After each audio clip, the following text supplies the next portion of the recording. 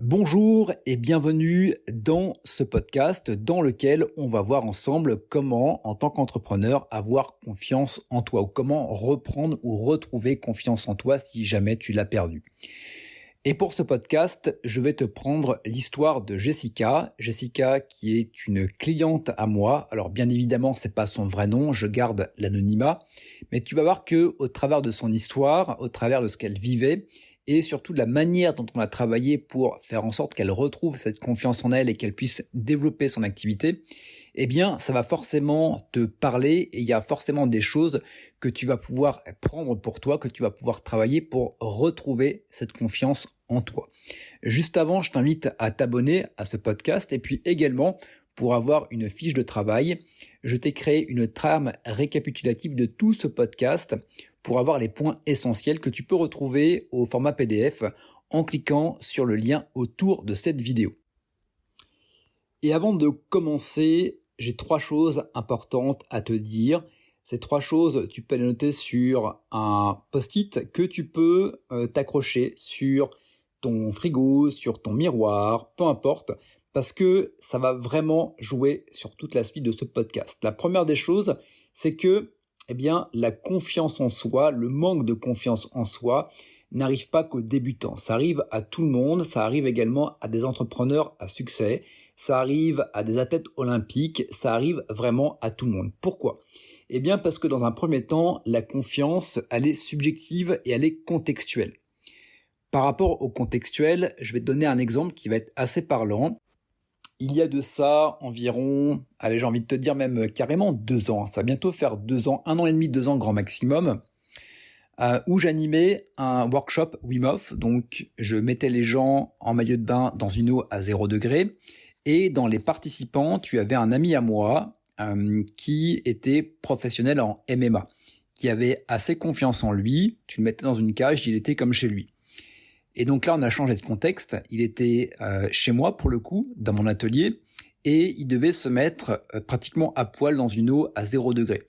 Et je peux te garantir que son niveau de confiance n'était pas du tout le même en rentrant dans cette eau à 0 degré, en rapport avec, je rentre dans une cage. Donc tu vois, c'est extrêmement contextuel. Comme tu peux avoir quelqu'un qui va être extrêmement sûr de lui, un combattant également. Bon, je suis du monde du combat et des arts martiaux, donc forcément j'aurai des exemples en rapport avec ça.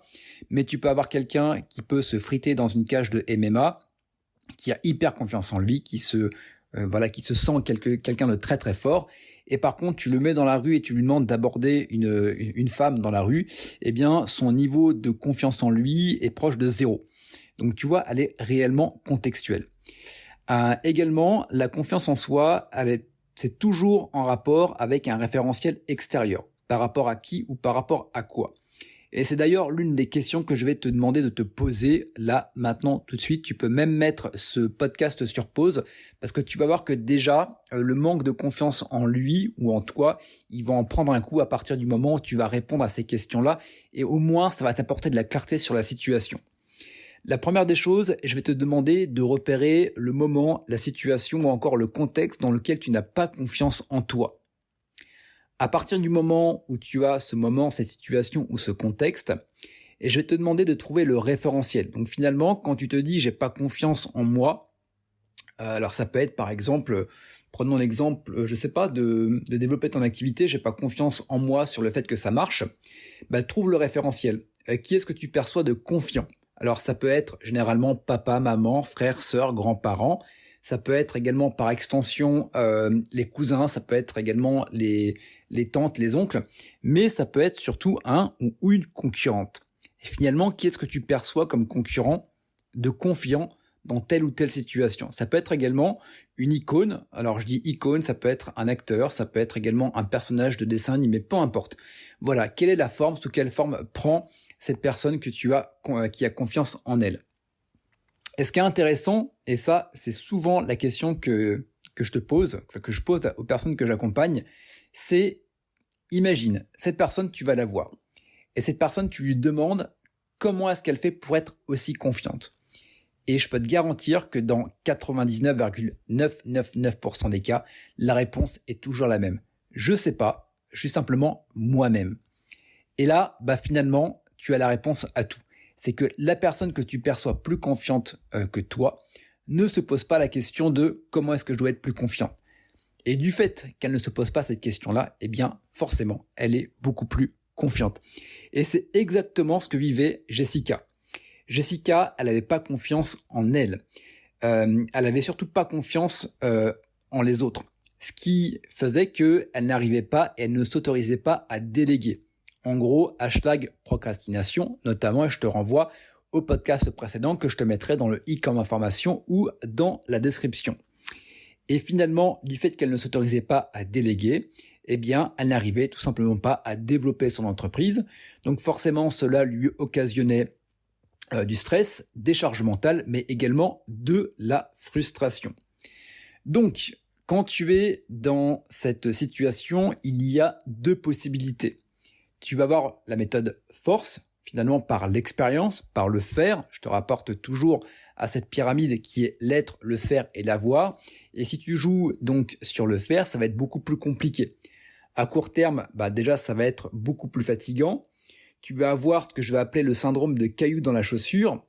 Donc, quand tu as un caillou dans la chaussure, bien évidemment, ça t'empêche pas de marcher. Néanmoins, au bout d'un moment, ça va commencer à piquer, ça va pas être agréable déjà, et sur le moyen et sur le long terme, eh bien, tu vas commencer à te blesser. Donc, le but, généralement, quand on est en entrepreneuriat, on n'est pas là pour courir un sprint, on est là sur un ultra trail pour lequel on n'a jamais véritablement une fin ou uniquement à partir du moment où on le décide. Donc imagine devoir courir un ultra trail. Donc déjà un ultra trail c'est pas évident, mais en plus si tu te mets des cailloux et des punaises dans les chaussures, c'est pas forcément cool. Donc finalement par l'expérience, eh bien tu vas avoir confiance en toi forcément, parce que l'expérience et le terrain va te prouver que finalement il y a absolument rien à craindre et que finalement tu es totalement peut-être légitime par rapport à ce que tu fais. Mais entre les deux, tu y laisses des plumes, tu y passes du temps, tu perds du temps, et également tu perds de l'énergie, de l'attention, de la concentration. Et bien évidemment, culpabilité, frustration, bref, je vais pas trop faire le topo, je pense que tu sais de quoi je parle. Et donc, forcément, ce que je vais vers là où je vais t'orienter, c'est vers là où on a bossé avec Jessica, eh bien, ça va être la méthode douce par ce que je vais appeler l'inconscient. On va travailler sur l'être. Et ça, c'est ce qu'on a choisi avec Jessica, bien évidemment, sinon elle serait pas venue me voir. Donc, le but est pour continuer sur l'analogie avec finalement le caillou dans la chaussure, eh bien, au lieu de continuer et de courir avec ces fameux cailloux, ces fameuses punaises, eh bien, on s'est autorisé à s'arrêter sur le bord du chemin. On s'est autorisé à prendre un temps pour simplement vider la chaussure. On a vidé les cailloux, on a vidé également les punaises, ce qui fait que sur le court terme, éventuellement, on a perdu du temps.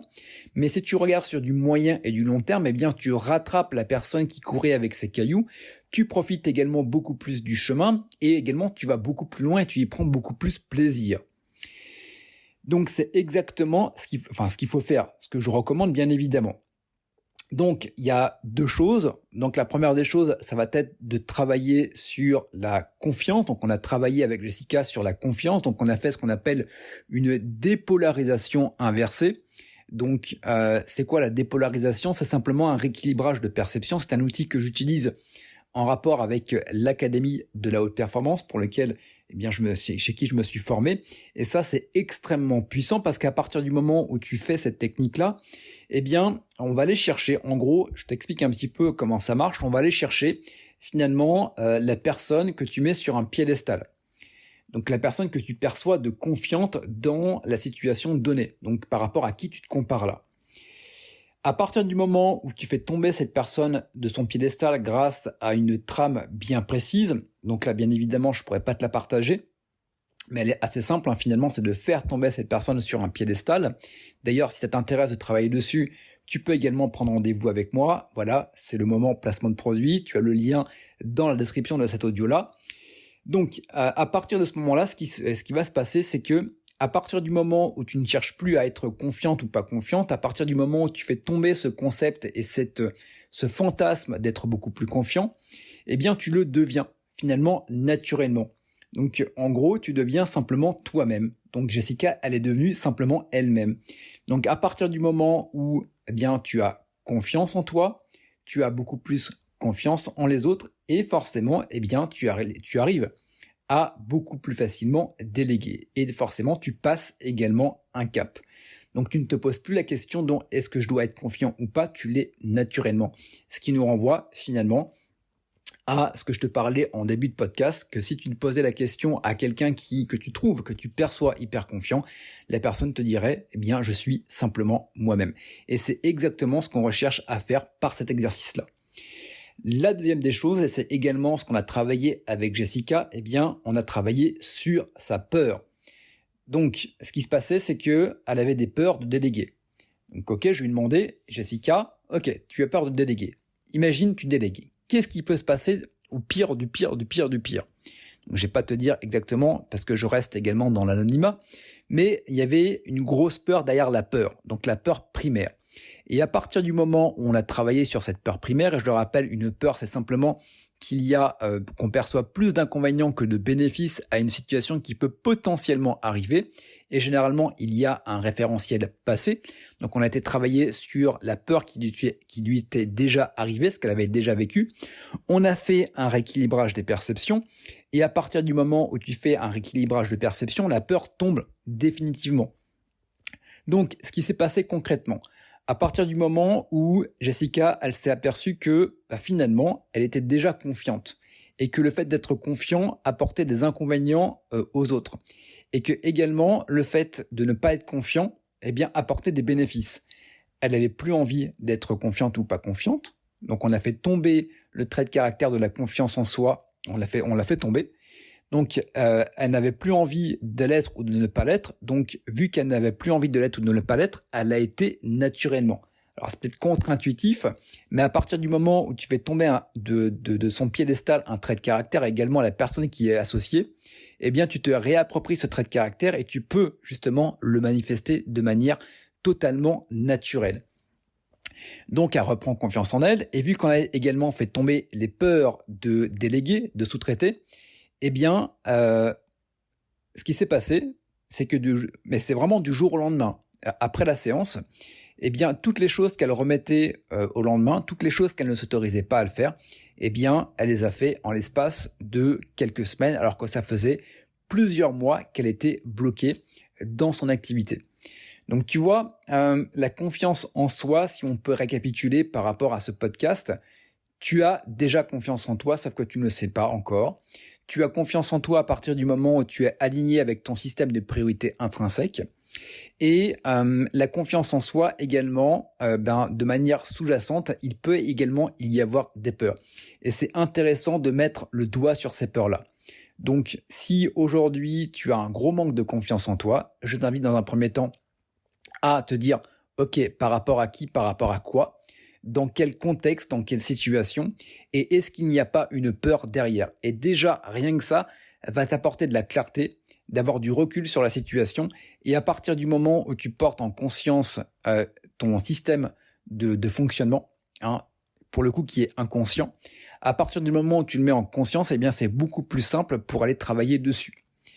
Donc voilà pour ce podcast. Je te rappelle que tu peux t'abonner, bien évidemment, pour ne louper aucun des prochains podcasts. Également, tout ce que je viens de te partager, tu peux le retrouver dans la trame récapitulative téléchargeable quelque part autour de cet audio-là.